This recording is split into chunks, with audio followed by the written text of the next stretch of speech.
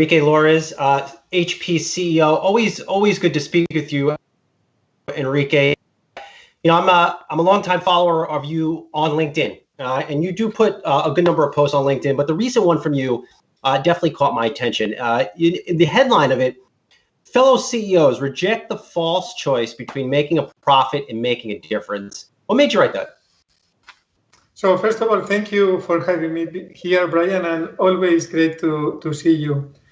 I think that in this period of change, staying by the values of the company is really important. And when we look at what HP cares, it's not only about creating profit for our shareholders, which is very important, but it's also critical what value we bring to our employees and to the communities that we serve. And this balance between profitability and the impact in for the rest of our stakeholders is critical for us as something that we will maintain going forward. Mm-hmm. Do you think it's though, you know, a lot of executives are still overly focused on profits? I think this balance is really critical. The balance between profit and the sustainable impact that every corporation has is critical. And in fact, if we look at what is happening today, sustainable impact has become a critical part of how to do business. We estimate that last year, because of our policies on sustainability, we created more than $1.6 billion, which is a fairly significant part of our business.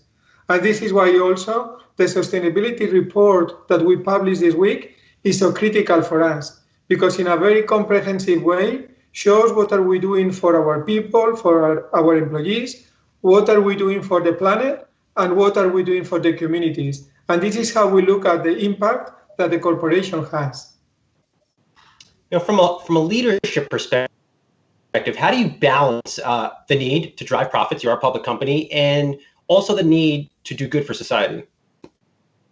I think you balance that in everything you do. When you look at how to manage a business, how to grow, how to create profit, of course you need to look at the economic side, but at the same time you need to look at how you do things.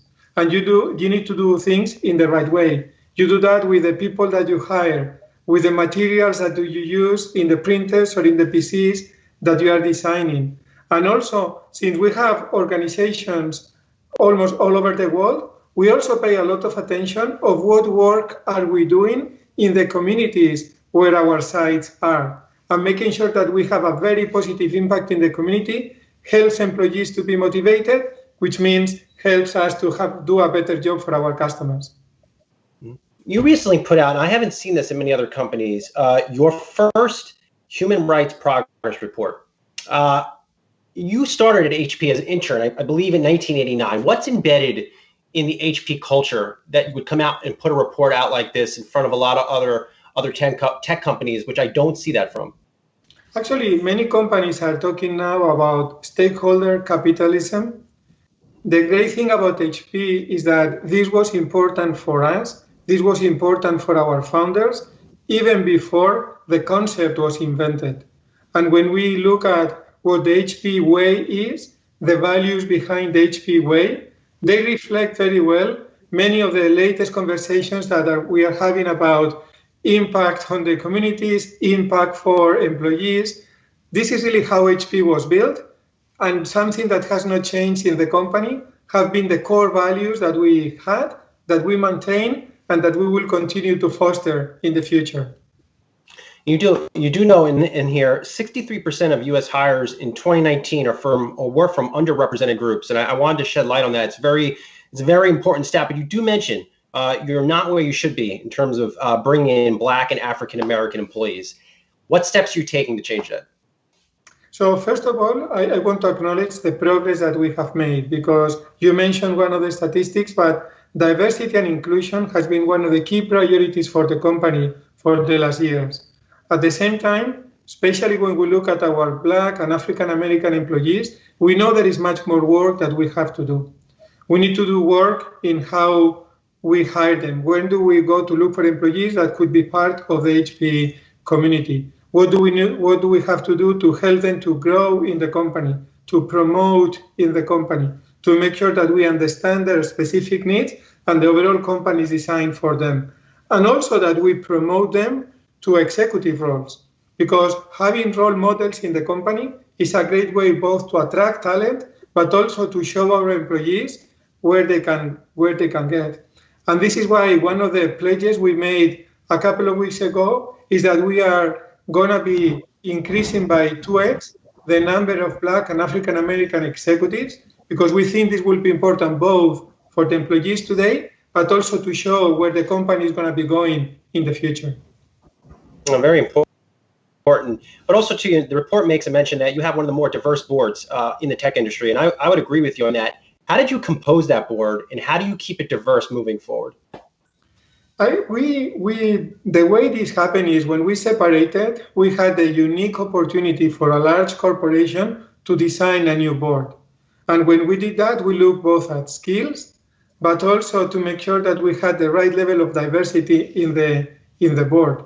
We were very precise in terms of the knowledge that we wanted the board members to have so they could help us in building the different businesses, but also we wanted to have a very diverse board that could represent our customers and our society. And when we look at how to evolve the board, we continue to have the same process. What are the skills, the talent that we think are going to be necessary for the company? And the board members need to help us in that direction. But keeping the high level of diversity that we have is fundamental, because we want the board to represent the world. They need to be our proxy of what our customers are, what our customers feel. And this is why this is so critical for us.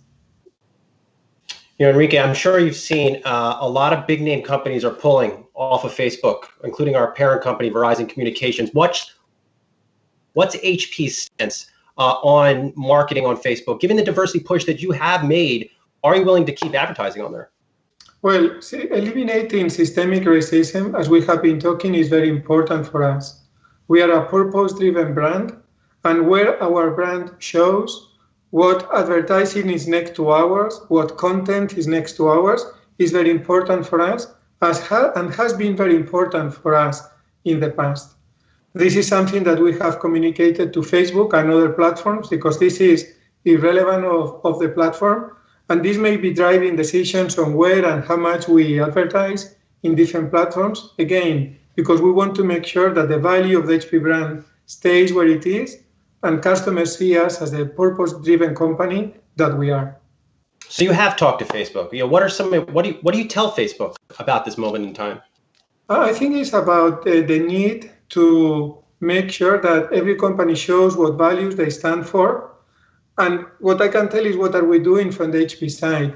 We have very strong values, and we have made the decision to communicate that openly, to communicate them to both internally and externally, because this is not only the time to talk, it's also the time to take some actions. We have an opportunity to change the world, to make the world a better place for the next generation, and from HP, we're going to be working to make it happen.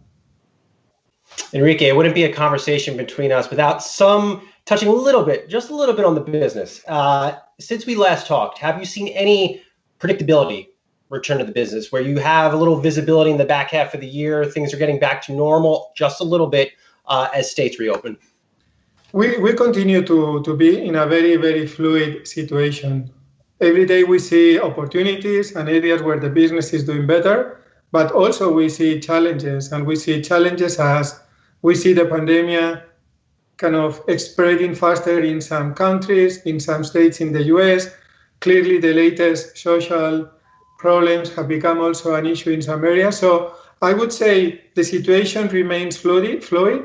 From our side, what is important is to maintain our focus on our customers and partners, to make sure that we maintain our innovation engine and our operational excellence, and that we continue to be driven by our values to show the world what are the elements that make HP a different company. Lastly, before we let you go, do you think the pandemic is just something you and a lot of other big companies, or any company for that matter, will just have to deal with for the next year or two? We're already seeing a lot of states closing down or slowing up the pace of their reopenings. I think the pandemic is going to stay with us for a long time. The way we look at it is, though, as an opportunity. It is helping us to accelerate many of the strategies that we had before. For example, is making the PC an essential product. And this is opening and giving us opportunities to introduce new features, redesign the value of the PCs to make it even more essential. It has also accelerated the shift towards subscription models in the print space, which was, as we had discussed before, one of our key strategies. And we are driving that, and it's really opening opportunities for us. And also, it has helped us to show the value of some of our new businesses, like 3D printing.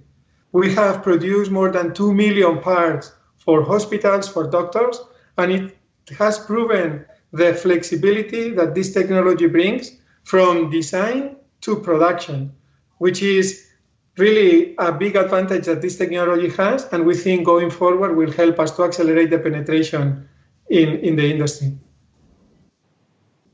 All right, we'll leave it there for right now. HP CEO Enrique Lores, always good to speak with you, and really good to see what you're doing on the diversity front. I think you set an example for a lot of other companies out there. Thank you, Brian, and please stay safe. Thank you, too.